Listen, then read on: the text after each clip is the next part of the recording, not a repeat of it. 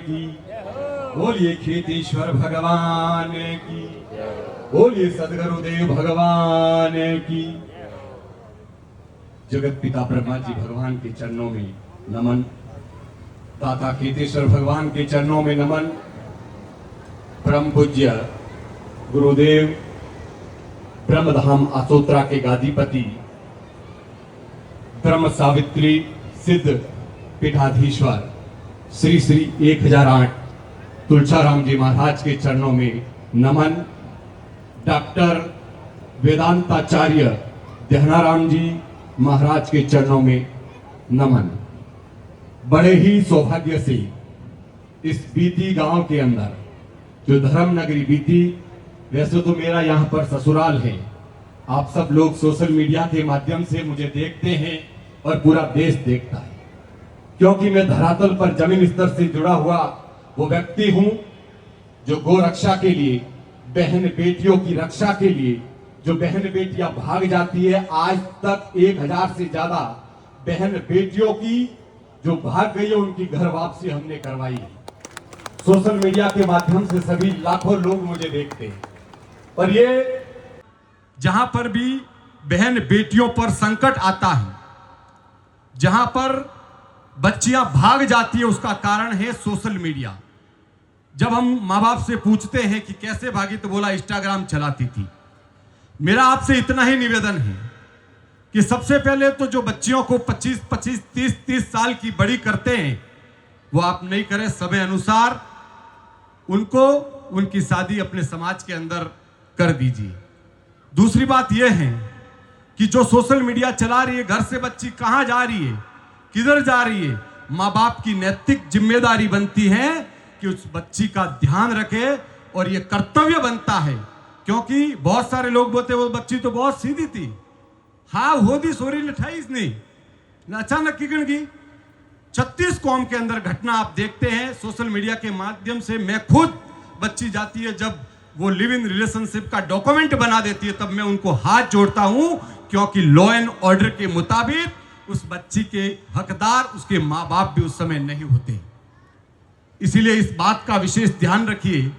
और बड़ा ही सौभाग्य है कि लाडली 22 महोत्सव इस बत्ती ग्राम के अंदर जो हुआ है, आप सभी का एक तरफ से स्नेह मिलन है। और मैं आपसे कहना चाहूंगा कि चाहे देश के किसी भी कोने में, किसी भी, मैं सनातन धर्म के लिए काम करता हूं, कोई भी व्यक्ति आपका काम नहीं करता है, चाहे राजनेता नहीं करता है, क्योंकि हम कोई नेता नहीं है। मैं तो एक सनातनी हूं और अपनी सत्ता स्वयं चलाता हूं, किसी के भरोसे नहीं चलता। लेकिन किसी भी भाई के ऊपर, किसी भी बहन बेटी के ऊपर अन्याय अत्याचार होता है तो आप मुझे सीधा कॉल कर देना, मैं आपके उस समय 100% काम आऊंगा, ये मैं आपसे वादा करता हूं। क्योंकि हमारा जन्म राजपुरोहित समाज के अंदर हुआ है, एक ब्राह्मण कुल के अंदर हुआ है, और हम सौभाग्यशाली हैं कि आज हम सबको लेकर के चल रहे, 36 कौम को लेकर के चल रहे। दुर्भाग्य इस बात का है कि आज हमारा समाज थोड़ा संगठित नहीं। ये एक बात कड़वी है, लेकिन आप लोगों को संगठित होना पड़ेगा। आप देखते होंगे दूसरी जातियां कितनी संगठित हैं। प्रेम भाईचारे से रहना पड़ेगा, तभी ये समाज आगे बढ़ेगा। केवल पैसे कमाने से समाज आगे नहीं बढ़ेगा। पैसे खूब कमाओ, लेकिन प्रेम और भाईचारे से रहो। जब समाज पर संकट आता है तो समाज का हर एक व्यक्ति धरातल पर खड़ा हो जाता है, तब समाज मजबूत बनता है और सरकारें भी उन्हीं की सुनती हैं। कई बार सरकारों को, कई बार हत्या जैसे प्रकरण हुए, आपने देखा होगा धर्मदारी के अंदर खुशबू बहन को मार दिया गया था। बहन बेटियों की कई बार हत्या होती है, परेशान किया जाता है, प्रताड़ित किया जाता है। ऐसे लोग समाज के नाम पर वो कलंक है, और ऐसे लोगों को समाज में रहने का भी अधिकार नहीं है। इस बात को आपको ध्यान रखना होगा। बड़ी पीड़ा है, क्योंकि आप लोग व्यापार करते हैं। मैं फील्ड में घूमता हूं, हर महीने सुबह घर से लगाकर 365 दिन के अंदर 30 दिन अपने घर में जाता हूं और बाकी के दिन समाज सेवा के अंदर पूरे भारत के अंदर घूमकर, चाहे गौ माता पर संकट आओ, चाहे बहन बेटियों पर संकट आओ, चाहे बहन बेटियों के साथ अन्याय अत्याचार हो, उनको रोकने का काम आप और हम करेंगे और ये सनातन धर्म के लिए करेंगे। इतना ही कहना चाहूंगा।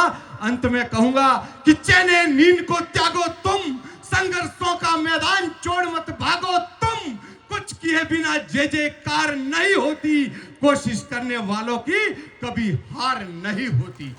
बोलिए भारत माता की, बोलिए सद्गुरुदेव भगवान की, बोलिए ब्रह्मधाम आशोत्रा की, बोलिए धर्म नगरी बीती की।